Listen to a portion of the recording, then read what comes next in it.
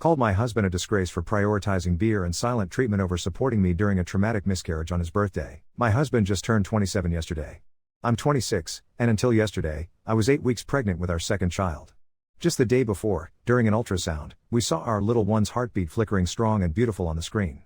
But now, I'm completely devastated. Yesterday, as I was playing with our 2-year-old, I suddenly felt a strange pressure in my lower abdomen.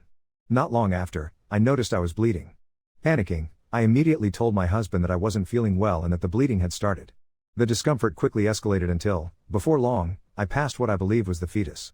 My heart broke as I messaged him, "I think I lost the baby." I just wanted him to know what was happening, but honestly, I needed him for emotional support more than anything.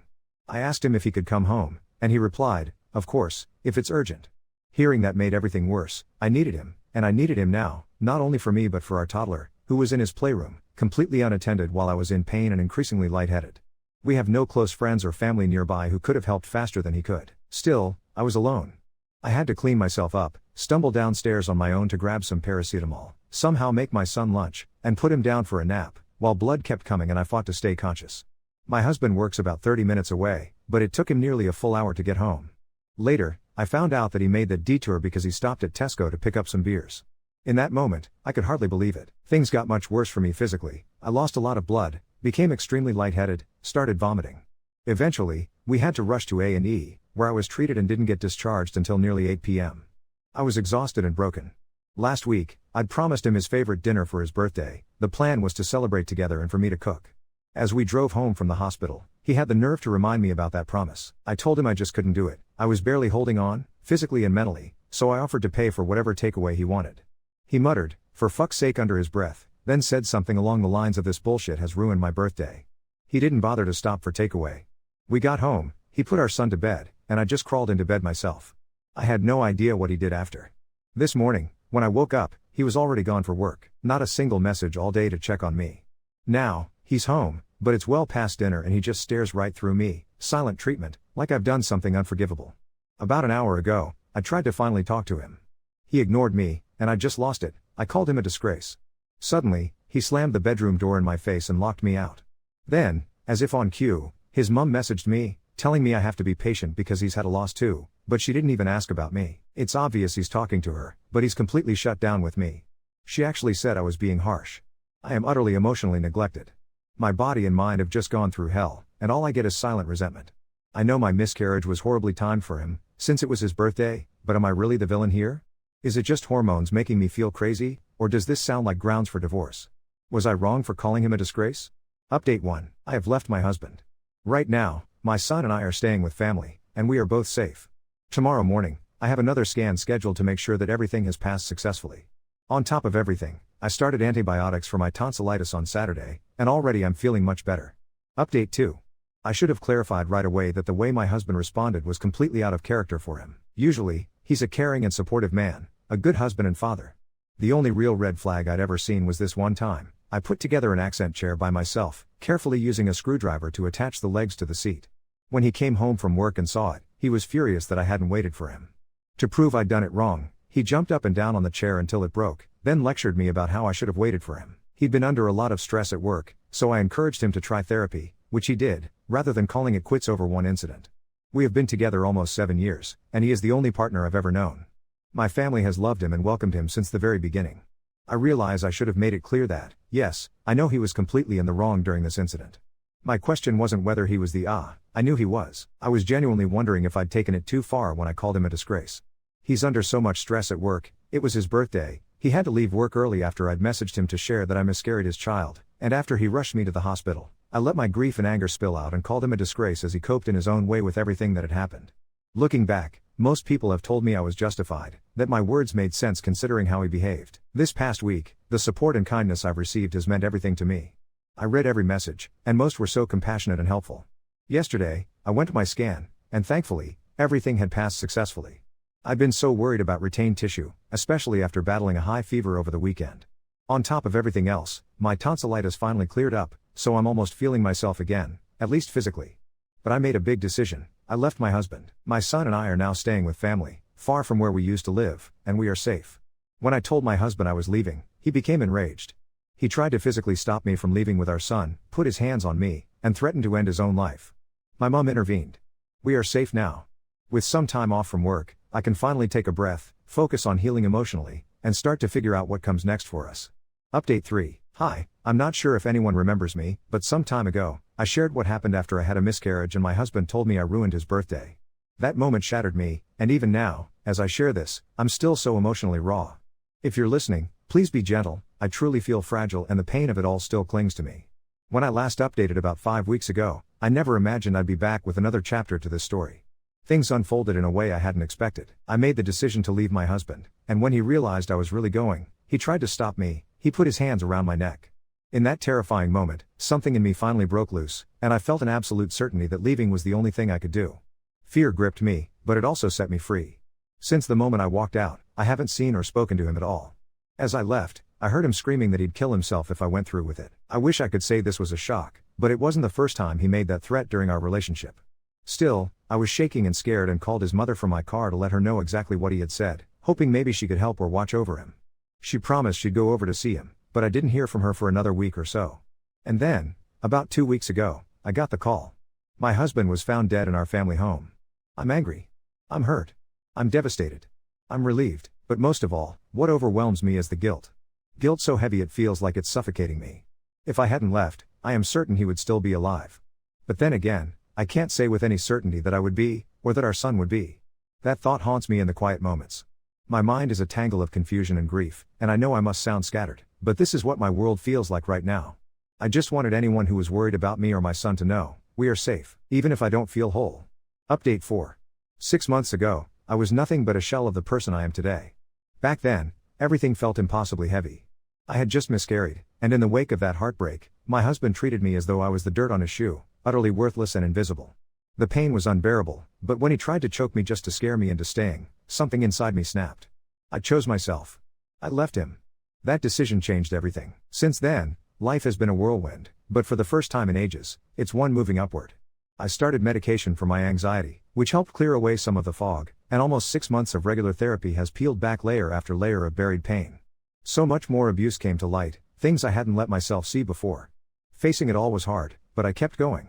My son, he's 3 now, has been such a bright spark through all of this. I do suspect he's autistic, so I've set the wheels in motion to start the right to choose process for ASD referrals here in England. The system is incredibly confusing, but I'm determined to fight for him. He's had his struggles in preschool, but he's otherwise thriving, and I am so deeply proud of him. One huge change is happening soon. I'm about to close on buying a house near my family. I've been living with my mum since my world exploded, and her support has held me together more times than I can count. Now my son and I will have our own space again, but we'll still be close to my support network, a safety net I'll never give up or let anyone take from me again. Never will I allow myself to be isolated by a partner. Cutting off contact with my mother-in-law and 2 sisters-in-law stung at first, but it's brought me so much peace. Sometimes you don't realize what's weighing you down until it's gone.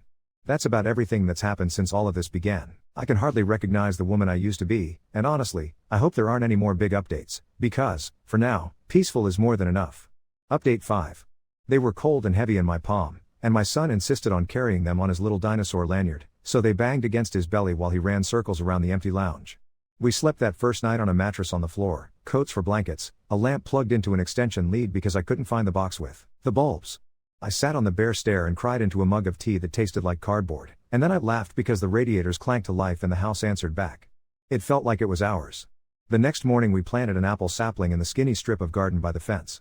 I pressed the soil down with my palms until the cold bit under my nails. I didn't say anything out loud. I didn't need to. My son watered the fence more than the tree and told me the worms were wiggly noodles and I could have burst from the ordinary beauty of it. 2 weeks after we moved, a thick envelope from the corner arrived. I ironed my shirt for the first time in months and went alone. The hearing room was too bright, too beige. He was reduced to a timeline and measurements and the quiet professional voice of a pathologist. His mother was there. She stared at me like she could set me on fire with it. At one point she stood and tried to speak over the coroner. Her words came out in a snarl I didn't recognize, but the coroner shut it down gently and completely. The conclusion was suicide. No mention of blame. Hearing it said, crisp and official, made something inside me loosen and tear at the same time. I walked out into the drizzle, leaned my head against the cold stone of the building, and just breathed until my chest stopped shaking. I didn't go home to my mum. I went back to our little house and lay on the lounge carpet next to my son and watched him line his cars perfectly against the skirting board. I thought that would be the last of it. But then his old employer tracked me down. There was a death in service payout I didn't know existed, and apparently his mother had already been in touch trying to make a claim. I spent nights at the dining table, the wood scarred by some previous owner's hot mug ring, sending scanned marriage certificates and emails where my hands wouldn't keep still. A solicitor was kind but brisk. Weeks stretched. Then, a transfer landed. A number I couldn't look at without my stomach flipping. I set up an account in my son's name the same afternoon. It didn't feel like winning anything. It felt like putting a weight somewhere safe where it couldn't crush me later. On the home front, the right to choose paid off. We had our first pediatric appointment, in a tiny overheated clinic with posters peeling at the corners. The doctor listened. Properly listened. My son wore his ear defenders and counted ceiling tiles and then melted into me when it got too loud in the corridor, and no one looked at us like we were odd. We have a plan. Words like assessment and pathways and provision don't scare me anymore. I've said no so many times in the last year that yes, that would help feels like a luxury. I changed our names. A deed poll is just paper and ink, but when the new letters came through, I sat on the bottom step and traced the letters with my fingertip like a child. Seeing his name and mine match again, free of anyone else's claim on it, lifted a pressure I didn't know was still sitting on my ribs. I put our new names on the postbox that afternoon. It was raining and my hair stuck to my cheeks and I laughed at nothing. His mother did turn up once, not at my door, outside the preschool, at pickup, as if she just happened to be there. She called my name. I didn't go over. The head teacher stepped in, calm as anything, and asked her to leave the premises. She shouted that I was keeping her grandson from her, that she had rights. Maybe she does, somewhere in law I haven't read. I went home and rang my solicitor and made a cup of tea I didn't drink. Nothing more has happened yet. I've kept the little dinosaur backpack by the door in case I need to scoop my son up and go, but the house has stayed quiet. Last week would have been his birthday. I thought it would wreck me. Instead, I bought the ingredients for his favorite dinner and cooked it anyway. Not for him. For me. For the woman in the passenger seat who was told she ruined a day by bleeding out her baby. My son helped stir. We lit a single candle in a cupcake and he blew it out with a spit bubble and then ate all the sprinkles and none of the cake. After he went to bed, I took a plate into the garden and sat by the apple tree and ate until I was full, properly full, for the first time in what feels like years. It wasn't a celebration. It was a reclaiming. There's no neat bow to tie this up with. The house still smells a bit like the last family's washing powder. My son's shoes are always by the wrong door. I find myself holding my breath sometimes without noticing. But there are evenings now where the light coming through the kitchen window hits the steam from the kettle and turns it to gold, and for a moment I remember I have a future. And then I put the kettle down and go and live in it. Update 6. The apple tree has buds now. Fat little fists of pink along those spindly branches we staked in with kitchen twine. I noticed them the same morning a white envelope with a crest slid through the letterbox and made the flap clack against the wood. Family Court. My new name in black. It felt like someone had pushed a thumb into my throat from the inside. Calf case rang a week later.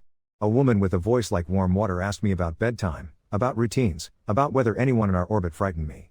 I told her the truth and could hear the scratch of her pen. When she asked what I wanted, I looked at the Lego glacier on my lounge rug and said peace, and then I laughed because it sounded ridiculous, or soft, or both.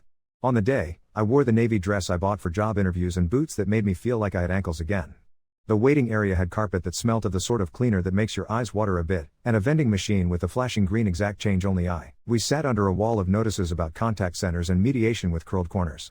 My solicitor was calm and precise and kept handing me water I didn't drink. His mother arrived with a woman I didn't know in a handbag that looked like it could bark. She wore her grief like a fur coat, heavy and perfect and far too warm for the room. They called my name, my real one, and it ricocheted oddly in the little corridor. The hearing room was smaller than I thought it would be. No drama, just pale wood and a jug of water and a judge with a tie the color of washing up liquid and reading glasses on a chain. He asked me questions in that kind, clipped way people use when they want to check a bruise without making you flinch. When he spoke about safeguarding, about history, about patterns, I could feel my shoulders go down by degrees I didn't know they were holding. His mother tried to talk over him, once, twice, 3 times, and the judge did not raise his voice at all. He just said her name and then mine and then the words that felt like someone opening a window I didn't know was there. Permission refused. No findings against me. No orders to force anything. If I want to write updates or send photographs one day, that is mine to give. I nodded. It felt like pressing save. She said something as we left the room, something wet and mean, and my solicitor put her body between us in a way that was both casual and absolute. Security didn't even need to stand up. Outside, the sky did that February white thing it does where everything looks like blank paper. I didn't go straight home.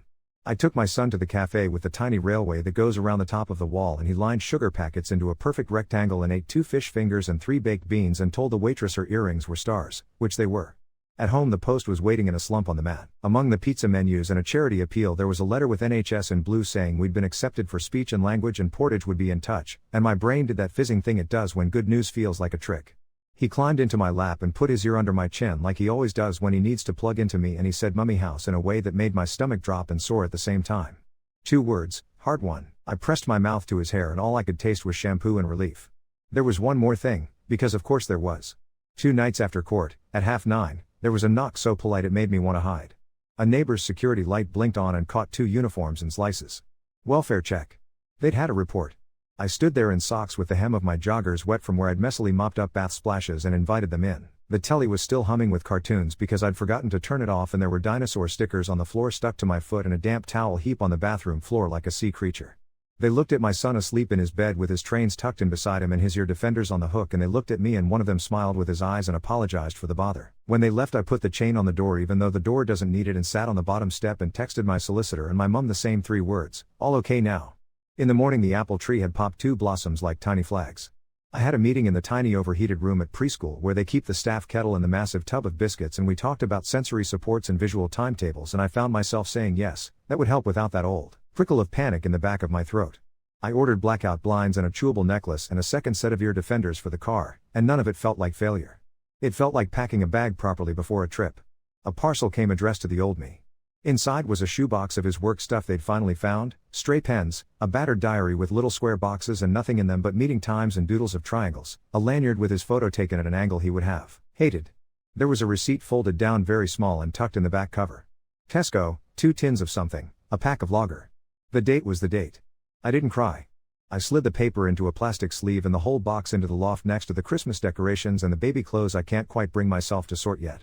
Then I took my son by the hand and we went out and stood under the apple tree, and I told him, very quietly, that there will be pie one day. The house is starting to sound like us. The washing machine has a particular end-of-cycle sigh. The stairs creak in 3 places that I know now even in the dark. At night, after he's asleep and the lamp has given the lounge that syrupy light, I sit and fill out forms without shaking and make dinners that are more than beige food, and I sometimes catch myself humming without noticing. That used to feel like betrayal. Now it feels like proof. The other day the kettle boiled and the steam hit the window and the whole pane went opal, and then the kitchen tap juddered because I probably installed that washer wrong, and I laughed out loud at my own bad plumbing and made a note to ask my uncle to show me how to fix it. No neat bow. Just keys that feel like they fit in my palm, and a tree that didn't know it was allowed to flower until now. Update 7. The blossom blew itself to confetti weeks ago, and now there are little green marbles on the apple tree, shy and hard, 2 of them tucked in like secrets. I found myself tying an old muslin round the branches at dusk, ridiculous little ghost shapes to keep the birds off. My son announced they were hats for the tree and patted the trunk with his sticky hand like he could reassure it. A white windowed envelope with DWP on it came the next morning. You can tell before you even open it when a letter matters. The weight, the way the paper sounds when you slide a finger under the flap, the way your chest goes taut like laundry pegged too tight. I stood in the hall with my face still pillow creased and read words about awards and rates and dates, and I didn't realize I was bracing for bad news until the opposite happened. I sat on the step and let the air go out of me and come back in again in a proper way for the first time in weeks. It didn't feel like a handout. It felt like room.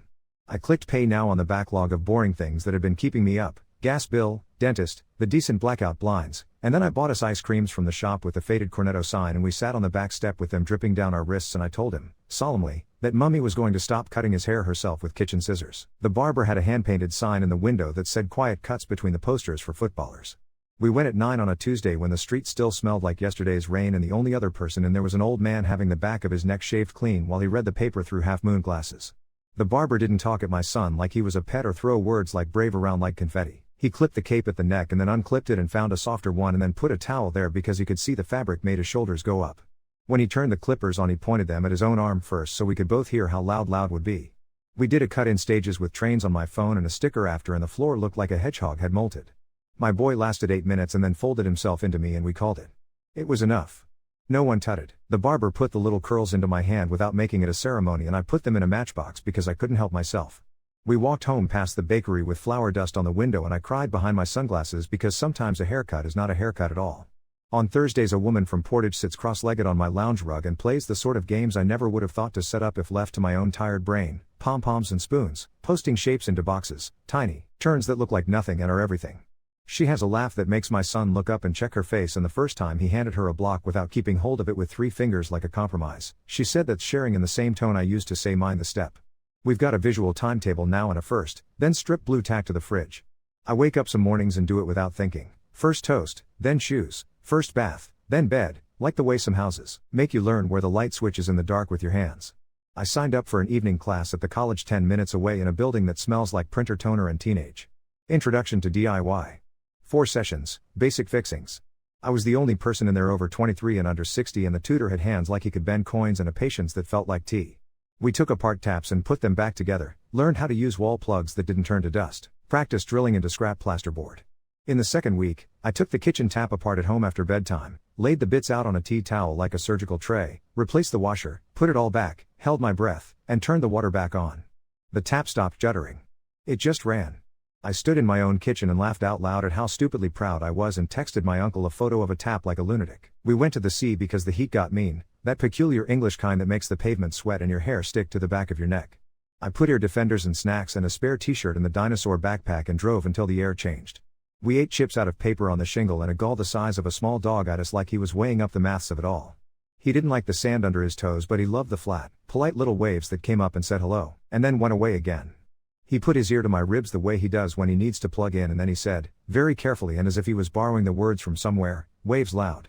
2 words, a sentence, a tiny miracle disguised as weather chat. I pretended to wipe vinegar off my eye, and then we found a penny machine and I gave him my whole jam jar of coppers and he fed the machine one by one like a monk. There was a parcel left on the doorstep one late morning when the road outside had that hush of everyone else being at work. Brown paper, my name written like it had been pressed too hard into the pen, no return address. I brought it in and stood with it on the kitchen table and could feel my pulse in my teeth. I rang my solicitor and she said what you'd expect her to say, and I opened it anyway because sometimes you need to know instead of guessing. Inside was a plastic box with a lid that had seen better days and the label from a supermarket chicken stuck to the top like an afterthought. Inside that, a bundle of photographs rubber banded together, a wooden engine with a chip in its paint, a school report with quiet, diligent underlined twice, a birthday card made out of cereal box cardboard with handwriting I recognized from the worst text he ever sent, except this was small and looped and said for my boy and had nothing written in it. I sat down on the bottom step because that's where I always sit when the past gets mouthy. I put the train in my son's hand when he woke up and he rolled it along the skirting like he does with every engine he meets, and it clicked and tripped over the radiator pipe in the same place every time. The photographs and the rest went into the loft next to the box with the Tesco receipt, because you can make your peace in stages and I am in no hurry to open wounds just because a parcel asked me to. Someone tagged me in a council post I didn't see for hours because I was elbow deep in a drawer trying to find the good scissors. They were doing a little summer memorial thing in the park. The new bench by the duck pond had plaques for people lost in the last few years. I didn't go. Not out of spite.